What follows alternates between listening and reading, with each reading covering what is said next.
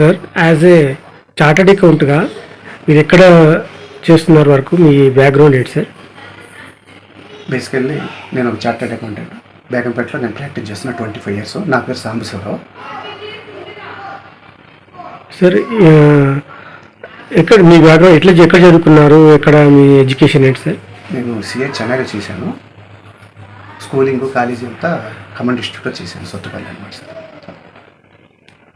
Sir ఇప్పుడు elections వస్తున్నాయి కదా సార్, పార్లమెంట్ ఎలక్షన్స్ ఎట్లా ఉండబోతుంది సార్? అందరికీ తెలిసిందే, మిక్స్డ్ రిజల్ట్. ఏది వస్తుంది అనేది ఎవరికి డిసిషన్ తీసుకునే పరిస్థితి, అంత క్రూషియల్ పొజిషన్ అది. కాకపోతే ఓటింగ్ అనేది చాలా ఇంపార్టెంట్ ఈ టైంలో, అది ఇంపార్టెంట్ సార్. ఇదే కాదు, నెక్స్ట్ జరిగిపోయేదానికి కూడా అదే కావాల్సింది సార్. సార్ మీ దగ్గరికి ఎట్లాంటి క్లయింట్స్ వస్తుంటారు సార్ అది స్టార్ట్ అకౌంట్ మీకు? సార్ అన్ని రకాల క్లయింట్స్ వస్తారు. సాఫ్ట్వేర్ వాళ్ళు వస్తారు, ట్రస్ట్ వస్తారు, ఇండివిజువల్స్ వస్తారు, కంపెనీస్ వస్తారు, ఇంకా డిఫరెంట్ ప్రాజెక్ట్స్కి వస్తారు, డిఫరెంట్గా అన్ని రకాల. అంటే మీరు ఒక చార్టర్డ్ అకౌంట్ చేస్తూ మళ్ళీ సోషల్ వర్క్ కానీ అదే చేస్తుంటారని తెలుసు సార్. మీరు ఎలాంటి కార్యక్రమాలు అంటే బీదోళ్ళకి కానీ అట్లా ఏమైనా మీరు సోషల్ వర్క్ చేస్తారు సార్? చార్టర్డ్ అకౌంటెన్సీ అనేది నా వృత్తి. సర్వీస్ చేయడం, పబ్లిక్ యాక్టివిటీస్లో చేయడం, ఆర్గనైజేషన్ చేయడం అనేది నా ప్రవృత్తి. అది గత 20 నుంచి అది నేను చేస్తూనే ఉన్నాను సార్. అది డిఫరెంట్ ఫీల్డ్స్లో నేను చేస్తున్నాను సార్. సార్ పార్లమెంట్ ఎలక్షన్స్ వస్తున్నాయి సార్. అంటే ఎడ్యుకేటెడ్ కానీ నాన్ ఎడ్యుకేటెడ్స్ కానీ ఓటు అనేది కరెక్ట్గా వినియోగించుకోక ఓటింగ్ శాతం పడిపోతుంది సార్. మీరు దానికి ఏమన్నా సలహా చెప్తారా సార్? మొన్న గుజరాత్ ఎలక్షన్లో కూడా మోడీ గారు అదే మొత్తుకున్నారు. అంత పెద్ద గుజరాత్, అంత మొత్తం 30 లోక్సభ స్థానాలు ఉన్నటువంటి ఆ రాష్ట్రంలోనే 60% వచ్చింది. ఓటింగ్ లేదని చెప్పేసి ఆయనే అంత బాధపడారు. అది మనకున్నటువంటి పొజిషన్. అది దీన్ని ఎనలైజ్ చేయాలంటే 2 రకాలు. ఒకటి village level, 2 urban level. Village vote విలువ పెంచుకోవాలి కానీ లేదంటే వినియోగించుకోవాలంటే యువకులకు కానీ ప్రజలకు కానీ మీరు ఏం చెప్పబోతున్నారు? ఓటింగ్ అనేది చాలా లో లెవెల్లో ఉంది. అది మన మోడీ గారే స్వయంగా ఒప్పుకున్నారు. అయితే ఓటింగ్ లెవెల్కి ఇక్కడ 2 మనం జనరల్ చేయడానికి కుదరదు. ఇది విలేజ్ లెవెల్ ఒక ఆస్పెక్టు, అర్బన్ లెవెల్ అనేది ఒక ఆస్పెక్ట్.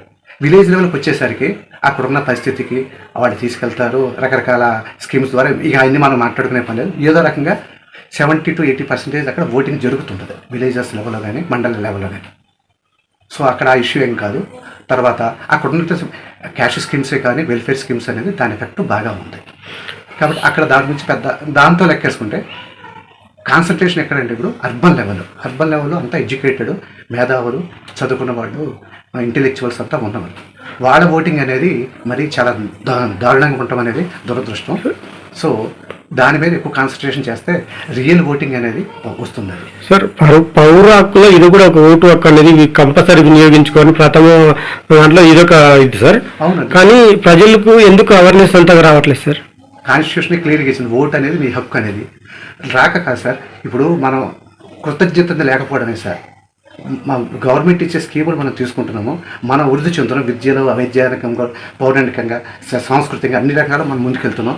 కానీ వాళ్ళు చేసేదానికి మనం కృతజ్ఞత చూపించి మనం మంచివాడిని ఎన్నుకోవాలని చెప్పేసి ఆలోచన అనేది పూర్తిగా రాలేదు. అది ఆలోచన అనేది మన దగ్గర నుంచే రావాలి. ఆ కృతజ్ఞత మనం కూడా చూపించాలి మంచి వ్యక్తిని. ఎందుకంటే మనము అన్ని రకాల అభివృద్ధి చెందుతాం, పబ్లిక్ కూడా అందరూ అభివృద్ధి చెందుతారు. వచ్చే నాయకుడు సరైన వాడు వస్తే ఇంకా మంచిదనే ఆలోచన అనేది వీళ్ళకి రావాలి. సార్ ఓటు విలువ పెంచడానికి పబ్లిక్ ఓటు పోలింగ్ బూత్కు రావడానికి మీరు ఎట్లాంటి సలహా ఇస్తారు? విలేజ్ గురించి నేను పెద్దగా చెప్పాల్సింది ఏమీ లేదు. మీకు ఆల్మోస్ట్ 70 to 80% వస్తుంది. ఇక్కడ కాన్సన్ట్రేషన్ చేసిన అర్బన్ పాపులేషన్, అర్బన్ ఓటింగ్ అనేది చాలా ఇంపార్టెంట్ సార్. అర్బన్లో ఉన్నటువంటి పాపులేషన్ ఎందుకు రావట్లేదంటే మాకు వెల్ఫేర్ స్కీమ్స్ లేవు, అన్నీ పేదలకే వెళ్తున్నాయి. కాబట్టి మేము ఎందుకు రావాలనేటటువంటి భావన అందరికీ ఉంది సార్. ఫ్రాంక్గా చెప్పాలంటే నాతో సహా సార్. మేము ఎందుకంటే మాకు అవసరం లేదు కదా ఉంటాను. కానీ ఇక్కడ చదువుకున్న ప్రతి ఒక్క విద్యావేత్త కానీ, ఒక ఎంప్లాయీ కానీ ప్రతి ఒక్కరు ఆలోచించవలసింది ఏంటంటే, ఇవాళ మనం సిటీల్లో ఉంటున్నాము, పట్టణాల్లో ఉంటున్నాము, డ్రైనేజ్ సిస్టమ్ ఉంది, అది గవర్నమెంట్ చేపట్టే కదా. పోలీస్ వ్యవస్థ ఉంది, ట్రాఫిక్ వ్యవస్థ ఉంది, అదంతా వాళ్ళు చేపట్టే కదా. మెట్రో ఉంది, ఇవాళ హ్యాపీగా వెళుతున్నాం అంటే అది గవర్నమెంట్ ఇచ్చిన స్కీమే కదా. అన్ని రకాలు ఉన్నాయి సార్. ఎలక్ట్రిసిటీ ఉంది, ఏదైనా ప్రాబ్లం వస్తే వెంటనే జిహెచ్ఎంసీ వాళ్ళు వస్తున్నారు, అది కాదా? అట్లాగా ప్రతి స్కీము. ఇంకా ప్రైవేట్గా చెప్పాలంటే మన ఇంటికే అన్నీ వచ్చేస్తున్నాయి. జొమాటో వస్తుంది, దాని ద్వారా వస్తుంది, కావాల్సిన ఇంటికి వస్తుంది. అన్ని అవకాశాలు, అన్ని ఫెసిలిటీస్ ప్రైవేట్గా ఉన్నాయి. గవర్నమెంట్ కనిపించకుండా చేసేటువంటి స్కీముల ద్వారా వస్తున్నాయి. కానీ వాటిని వదిలేసేసి మాకు డైరెక్ట్గా రావట్లేదని చెప్పేసి అనడం అనేది కరెక్ట్గా. ఇంకోటి ఏంటంటే వీళ్ళ ఓటు వల్ల ఎంతో అద్భుతాలే జరుగుతాయి. ఆ ఓటుకి రావాలంటే మా సలహా ఏంటంటే బలవంతంగా రావాలంటే ఎవరో రారండి. ఆదివారం వస్తే ఎట్టయితే సెలవు, ఇది కూడా దీన్ని ఏమనుకున్నారంటే ఒక హాలిడే కింద భావిస్తున్నారు. దాన్ని 1-2 గంటలు దీనికోసం భావించి రావాలి. కాబట్టి కొన్ని సందర్భాల్లో ఇలాంటి స్కీమ్కి కొంచెం గవర్నమెంట్ కూడా కొంచెం స్ట్రిక్ట్గా వెళ్ళవలసిన అవసరం ఉంది. ఇలాంటి వాటిలో ఉదాహరణ చెప్పాలంటే ఒకటి, మనకు అన్ని స్కీమ్ ఆధార్ కార్డు ఉంది, పాన్ కార్డు ఉంది, వీటిని వినియోగించుకోమని చెప్పింది. ప్రతి ఒక్కరికి ఒక చిన్న సిస్టమ్ పెట్టేసేసి మీరు ఓటు కనుక ఉపయోగించుకుంటే మీ స్కీమ్స్తో పాటుగా మీరు చేసే దాంట్లో కూడా ఉపయోగపడుతుంది. లేదంటే మాత్రం ఓటింగ్ కనుక రాకపోతే 4 రోజులు లేకపోతే 2 నెలలు మీ ఆధార్ కార్డుని మేము హోల్డ్లో పెడతామని చెప్పేసి చేస్తే చాలు. స్క్రిప్ట్ అది కనుక చేయగలిగామంటే ఏదో ఒక కార్డు ద్వారా అప్పుడు వాళ్ళకు కూడా అవేర్నెస్ వస్తుంది. రాలేని వాడు తర్వాత రీజన్ చెప్పుకుంటాడు, దాన్ని చేస్తారు. That issue different issue. అలాగా ఒకటి చేయగలగాలి. ఓటింగ్ చేయటం దాంతోపాటుగా రెండోది ఇంటెలెక్చువల్స్కి కొన్ని విషయాలు పబ్లిక్కి కానీ గవర్నమెంట్కి చెప్పాలని ఆలోచన ఉంటుంది, కానీ చెప్పే అవకాశం లేదు. బ్యాలెట్ బాక్స్తో పాటుగా ఇలాంటి చోట్ల ఒక సజెషన్ బాక్స్ అనేది సేమ్ ఇదే రకంగా పెట్టేసేసి వాడికి ఒక అథెంటికేషన్ ఇచ్చేసేసి బాబు మీ సజెషన్ కోడ్ ఇవ్వండి అని చెప్పేసి అంటే నిజంగా చదువుకున్న వాళ్ళు, మేధావులు వాళ్ళ ఆలోచనతో ఓటు వేస్తూ ఇదిగోండి ఈ రకమైనటువంటి పథకాలు, ఈ రకమైన సజెషన్స్ అనేది ఇస్తే వాళ్ళ బ్యాలెట్ బాక్స్తో పాటుగా పక్కన వేస్తారు. దాన్ని మీలాంటి ఈ మీడియా వాళ్ళు దాన్ని కవర్ చేసి దాన్ని చక్కగా పలానా వ్యక్తి పలానా రకంగా ఈ రకమైన సజెషన్ ఇచ్చాడు అని చెప్తే వాళ్ళు డెఫినెట్గా దాన్ని రాబోయే గవర్నమెంట్ తప్పకుండా ఉపయోగిస్తుంది, దాన్ని చేస్తుంది. మా చదువుకున్న వాళ్ళ ఆలోచనే అక్కడ రావడానికి అవకాశం లేకుండా పరిస్థితిలో ఉంది. ఇక్కడ ఉన్నటువంటి టెక్నాలజీ దాన్ని ఉపయోగించుకొని వాళ్ళ సజెషన్ తీసుకునే అవకాశం ఆ ఓటింగ్ టైంలోనే చేయగలిగితే మేధావుల ఆలోచనలన్నీ గవర్నమెంట్కి డైరెక్ట్గా వచ్చేస్తాయి సార్. టెక్నాలజీ అని అన్నారు కాబట్టి సార్, యువతులు కానీ రాజకీయాలకు రాలేకపోతున్నారు. ఎవరైతే అన్యాయం చేసేవాడు మాత్రమే నిజంగా పాలించే వాళ్ళు పైకి ఎక్కుతున్నారు. నిజమైన వ్యక్తికి న్యాయం జరగట్లేదు. మీరేం చెప్తారు సార్ రాజకీయాలకు రానికే? జరుగుతుంది అక్కడ రాజకీయము, పోలీస్ వ్యవస్థ అనేది దౌర్జన్యము, రౌడిజం ఉన్నది సార్. మేధావులు చదువుకున్న వాళ్ళు ఎందుకు వస్తారు సార్? ఎందుకు రావాలని మాకు ఈ అవస్థ ఎందుకని చెప్పేసి వాడికి సపోర్ట్ లేదు. ఆ సపోర్ట్ రావాలంటే వాడు కొంచెం పబ్లిక్ రావాలి, ఇట్లా మాట్లాడాలి. తర్వాత వాళ్ళ ఆలోచనలే 10 మందిని కలుపుకుంటే మాత్రం డెఫినెట్గా వస్తుంది సార్. మరి పవర్ వాళ్ళ దగ్గర ఉంటుంది కదా. ఒక మంచి వ్యక్తి కూడా మన పొలిటీషియన్ దగ్గరికి వెళ్తున్నారు. ఎందుకు వినియోగించుకోవాలి? మంచి వ్యక్తి వచ్చి మన జనాలలోకి మంచి పనులు చేయొచ్చు కదా. చేయొచ్చు సార్, దానికి అవకాశం ఎక్కడుంది సార్? ఒక తెలివైన కూడా మేధావి వచ్చేలోపు మామూలు వ్యక్తి వచ్చేసరికి వెనక నుంచి పొడి చేసేసి వాడిని ఆపుతున్నారు. దానికి ఏం చేయాలి? మేధావులు వాళ్ళ ఆలోచన బయటికి రావాలి. అదే నేను చెప్పేది. వాళ్ళ సజెషన్ని తీసుకోవాలంటే ఈ ఓటింగ్ టైంలోనే మీరు మా సజెషన్స్ అందరి దగ్గర తీసుకోండి, దాన్ని ఉపయోగించుకోండి, వాటిని పబ్లిక్ చేయండి. ఇది కూడా ఎలాంటి సలహా ఇచ్చారు, దీన్ని ఫాలో అవ్వండి అని అప్పుడు వాళ్ళ ఆలోచన ముందుకు వచ్చి ప్రతి ఒక్కరు ముందుకు వస్తారు. వాళ్ళకి ఒక అవకాశాన్ని ఇవ్వండి. అట్లాగా. ఓకే సార్, ఓటు విలువ చాలా విలువైన కదా సార్. మీరేం సార్, ఓటు విలువైంది.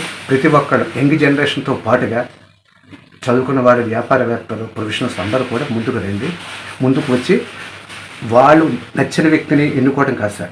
ప్రజలకు ఉపయోగపడే వ్యక్తిని ఎన్నుకుంటే మనము సుఖపడతాము, దేశం బాగుపడుతుంది. అక్కడ పార్టీని దృష్టిలో పెట్టుకుని దయచేసి ముందుకెళ్ళకండి.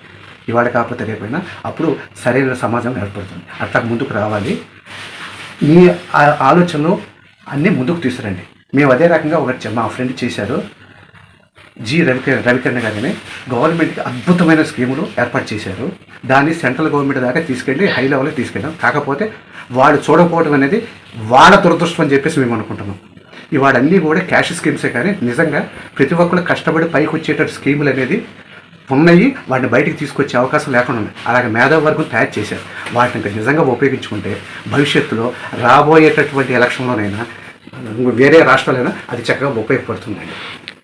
అదే రకంగా ఎలక్షన్ కమిషన్కి మేము వినవించుకున్నది ఒకటే సార్. ఇంకా మనకి 4 ఫేజులు ఉన్నాయండి. రేపు 13వ తారీఖుతో పాటుగా 20వ తారీఖు ఒకటి ఉంది, 25 ఉంది, 1వ తారీఖున లాస్ట్ ఫేజ్ ఉంది. వాటిలోనైనా ఈ స్కీములు కొంచెం ఆలోచన చేసి అన్నిటికంటే ముఖ్యంగా అవకాశం ఉంటే మీరు ఓటింగ్ కనుక లేకపోతే మీకు కొన్ని స్కీములు రద్దు కొన్నాళ్ళు సస్పెండ్ చేయబడుతుందనే ఆలోచన కొన్ని స్టేట్లను ఇంప్లిమెంట్ చేయడం ప్రాక్టికల్గా మొదలు పెడితే కనీసం నెక్స్ట్ ఎలక్షన్స్కైనా ఇది ఉపయోగపడుతుంది సార్. ఆ రకమైన ఆలోచన చేయమని ఎలక్షన్ కమిషన్ అట్లా అర్బన్కి వచ్చేస్తే ఓటింగ్ పర్సెంట్ తగ్గుతుంది. ఎందుకంటే అంటే వాళ్ళకు అంటే నాకెందుకులే అని అనుకుంటా కూడా. అవును, అంటే మీరు మీరు అడిగి అడుగుతారు మీరు చిట్టెల్ మీ సార్ ఓట్ అనే దాని మీద మీ చెప్పే విధానం చెప్పండి సార్. సార్, పట్టణాల్లో నివసించేటటువంటి ప్రతి ఒక్కరికి నేను కోరుకునేది ఒకటే, మనకి 8 గంటల టైం ఆ రోజు లేజర్ టైం ఇచ్చేసినట్టే గవర్నమెంట్. దాంట్లో మనం జస్ట్ ఉపయోగించాల్సింది 2 గంటలు. దాన్ని కొంచెం ఆ కాసేపు బద్ధకం వదిలేసి ఎవరి మంచి వాళ్ళు అన్న దానికి ఒక్కసారి ఆలోచన చేసి ముందుకు వస్తే మన కోరికలు తీరటమే కాకుండా 10 మందికి ఉపయోగపడే గొప్ప నాయకుని ఎన్నుకునేటటువంటి వ్యక్తిగా మేధావులు ముందుకు వచ్చినాడు అవుతారు. మేధావులు ముందుకు వచ్చి సరైన వ్యక్తిని ఎన్నుకున్నప్పుడు అద్భుతంగా జరుగుతాయి సార్. అంతేకాని